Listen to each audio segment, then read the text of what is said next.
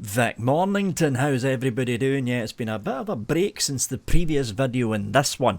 Little bit of real life stuff got in the way, mostly work stuff to be honest. But hey, back, things are settled down again. No more big conventions and expos that I need to go to until May of next year. So this video is going to be more of a talking video than me actually, panning the camera, although there will be a little bit of camera panning going around.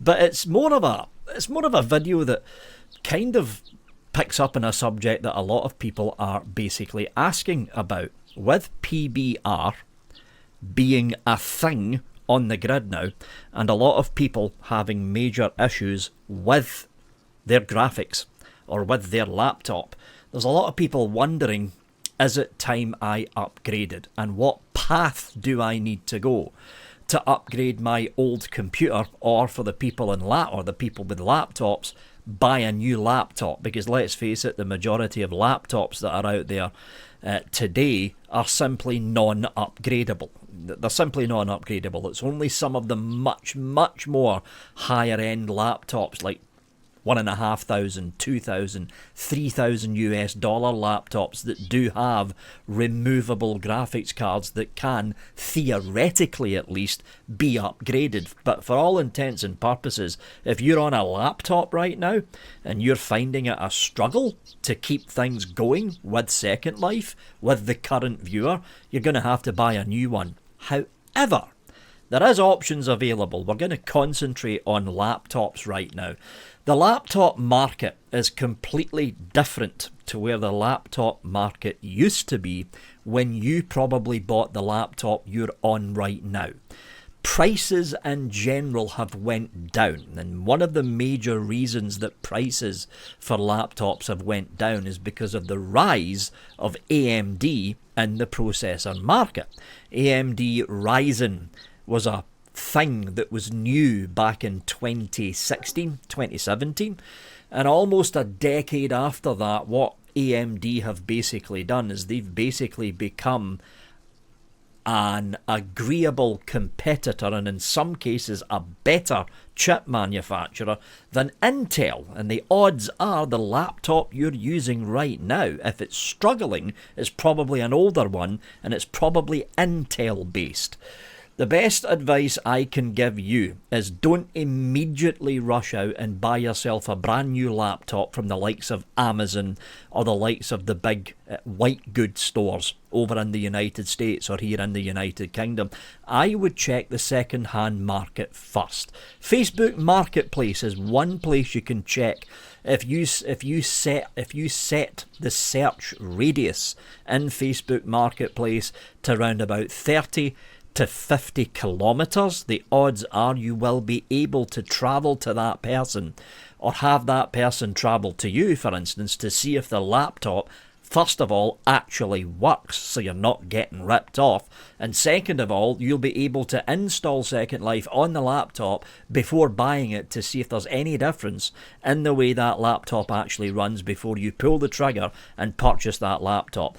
Here's a couple of pointers, well, actually 3 pointers to go with. Number 1, when looking for a new laptop, try and go for an AMD based laptop, not an Intel based laptop.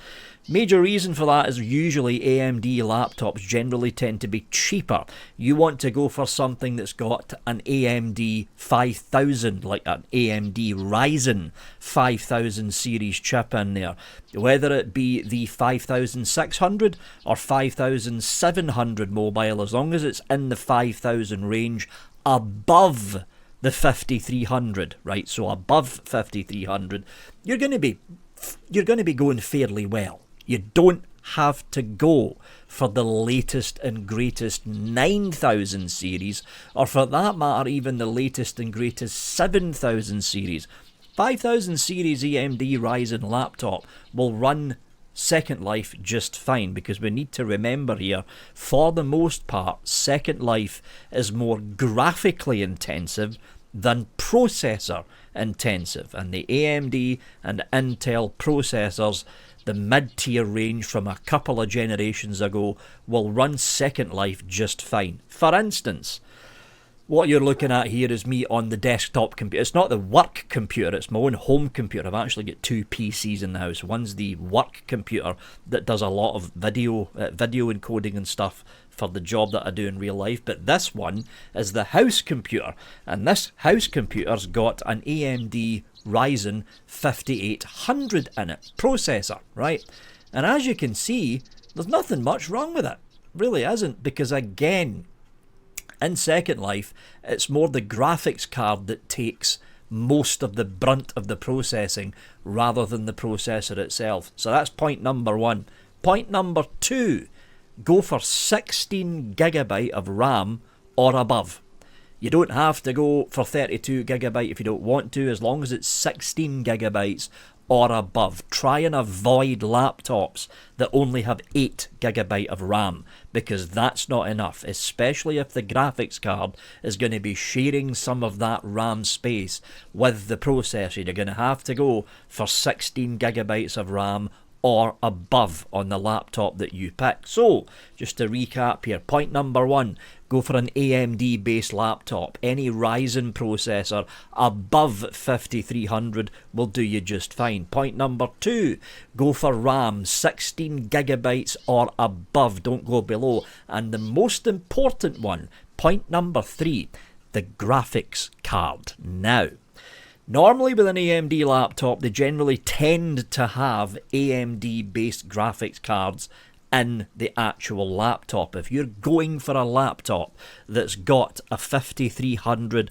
or above Ryzen processor, it will probably have one of the base models of an AMD Radeon mobile graphics card from that same era, which more than likely means the graphics card that you're going to have in that laptop you're getting second hand is going to be 2, 3, maybe even 4 generations above the laptop that you're currently struggling with. On a personal note, I would rather go with an AMD laptop that's got an NVIDIA graphics card. But you may not have that choice. You simply may not have that choice.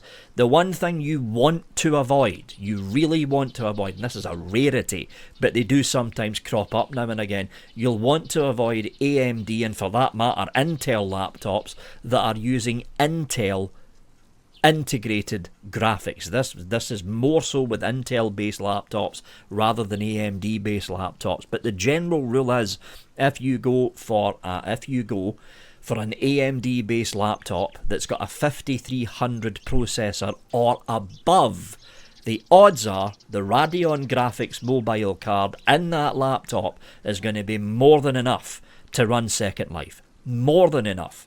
If you're going to go for an Intel laptop, if you've got a little bit more money, if you're going to go for an Intel laptop, you'll probably go for an Intel and NVIDIA combo. So if you're going to go for an Intel and NVIDIA combo, you'll want to make sure that the graphics card is equal to or above an RTX 2700. And there's a reason for that. And the reason for that is part of the next topic that we're moving into.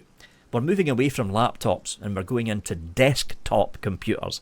Desktop PCs are upgradable, more so than laptops, because with a desktop PC you can crank the side of the case open, rip out the graphics card and slap a new graphics card in, for the most part. If you've bought your desktop PC sometime within the last decade, it's more than likely guaranteed it's running PCI Express, that's the slots that the graphics card plugs into, rather than the old accelerated graphics port. If you're unsure, you'll probably know some techie dude that lives locally to you, or more than likely somebody in your own family's a tech person, and they can pop the side of your case off and have a look inside the actual computer itself. To give you an idea of what I'm running on, I am running on a computer which for all intents and purposes it's starting to show its age, right? So the graphics card I've got in here is a 2700 RTX Super from NVIDIA. It's about 2 generations old now. The processor I've got in here is an AMD Ryzen 5800 non-X. Again, It's a couple, in fact, it's more than a couple, it's 3 generations old now. The rule for laptops also works with computers. You do not need to go out there and buy the latest and greatest. However, on the flip side of that coin, prices for brand new PCs have actually dropped down significantly compared to where they were this time a decade ago. And again, the reason for that is basically AMD. If you don't fancy running out and buying a brand new computer off the shelf, especially if you can't build your own computer, you're going to have to buy one off the shelf. The advice that I gave laptop users, I would also give you. Look on Facebook Marketplace. However, before going out and buying an entirely new PC, what you'll want to check for is 2 things. Number 1, how much RAM, memory, has your computer got? If your computer has got over or equal to 16 gigabytes of RAM, you've got a good foundation to work off of. Number 2, what kind of processor is inside your PC? If it was bought over the past decade, the odds are it's a 50-50 chance it's either an Intel chip or it's an AMD chip. If you've bought that PC over the past decade, like sometime after 2014, let's say you bought your PC 5 years ago, the odds are the processor, the CPU, that's running in that computer is going to be more than enough to keep running Second Life. What you want to concentrate on is the graphics card itself, because unlike a laptop where you can't replace the graphics card, in a desktop PC, 99% of the time you can replace the graphics card, which saves you having to replace the entire computer. Now, I can't go over to your house because you might be in America or something, so what you need to do, you need to find a geeky friend in real life, probably a relation I'm guessing, and have them check the PC specs of what the specifications of your PC is. If you've got over 16 gigabyte of RAM, if you're using a 12th or 13th generation Intel chip, or if you're using an AMD Ryzen, again, the exact same for laptops, if you're using an AMD Ryzen that's above a Ryzen 5300, the odds are you can keep the bulk of your current PC.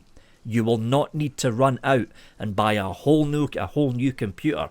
All you'll need to do is replace the graphics card.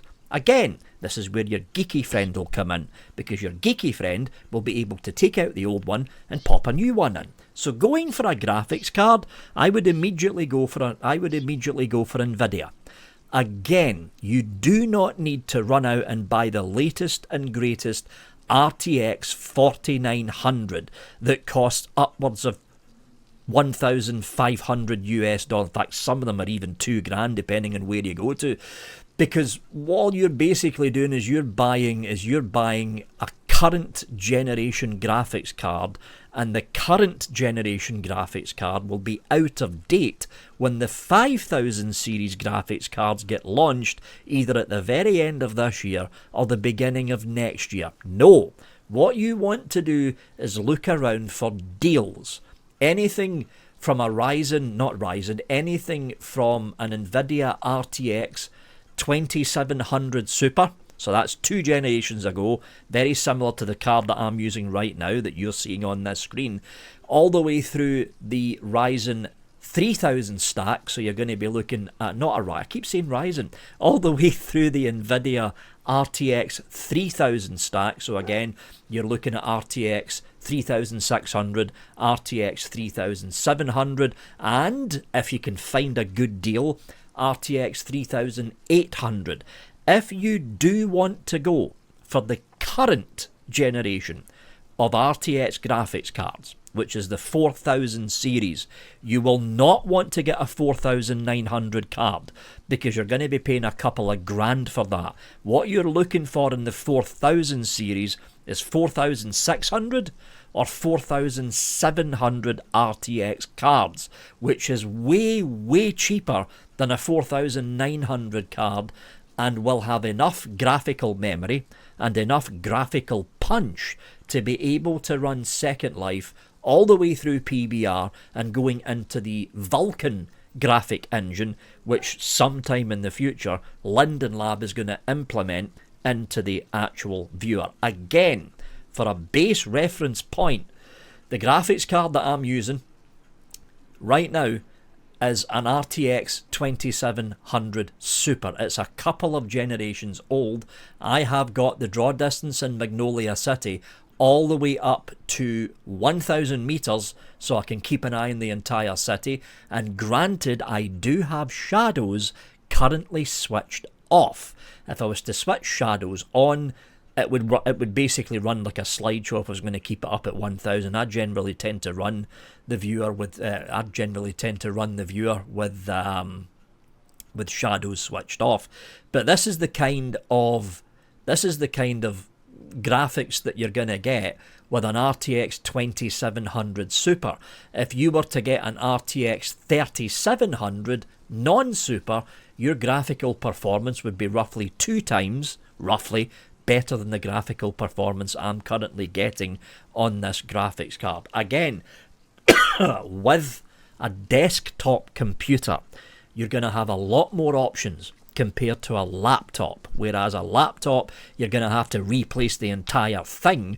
With a desktop, you can just pop the lid off, take out the old graphics card, put a new graphics card in. Now again, if you're going to go down this road of basically upgrading your graphics card, you're going to have to check with your techie friend who's going to come up and check your computer to find out how much memory you've got and what kind of processor you're running. You're going to have to check with your techie friend to make sure that the power supply you've got in your computer case has got enough headroom to actually run the new graphics card you're popping in. 9 times out of 10, again, 9 times out of 10, if it's a store-bought PC, there should be enough headroom, wattage-wise in other words, there should be enough wattage headroom on that power supply to run a more upgraded graphics card. But there's always that 1 times out of 10 where you're going to have to buy a new power supply as well. However, buying a mid-tier graphics card, especially on the second-hand market, and buying a brand new power supply in order to power the PC and the graphics card will actually work out cheaper than buying a whole new desktop PC. It will simply work out cheaper. So yeah, with Christmas coming up, hopefully that gives you a few ideas, and hopefully you've been taking notes as this video's been going on. But again, for all of this to work, you're going to have to find some kind of techie friend, either in your family that can go up and check your computer, or a techie friend that lives locally. So just to recap, for both things we're looking at here, for your laptop and for your PC, if you're going to go for a brand new laptop, go for an AMD laptop with a 5300 processor or above. If you've got a desktop PC and you want to check to make sure you can keep the basic foundation of the PC, make sure that if it's an AMD based system, that it's an AMD Ryzen 5300 or above.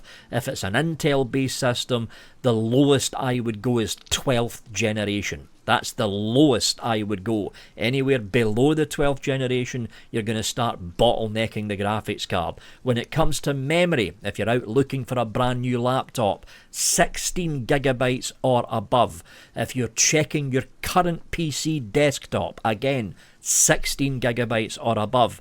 And when it comes to graphics cards, which is the all important part here, whether it be for your laptop, your new one that you're going to buy, or whether it be for a brand new graphics card you're going to treat yourself with, or a second-hand graphics card for that matter, for Christmas, if it's NVIDIA based, basically anything above a 2700 RTX Super. Don't go below that, and don't go for anything that says GTX, because trust me, when the Vulkan graphic implementations hit Second Life, a GTX card will not run Second Life anymore. You're going to need an RTX card. not a GTX, an RTX card. You're basically future-proofing yourself while you're doing this as well. So if you go for a GTX 1600 series card, which technically would be able to run Second Life with PBR switched on, when the Vulkan graphic APIs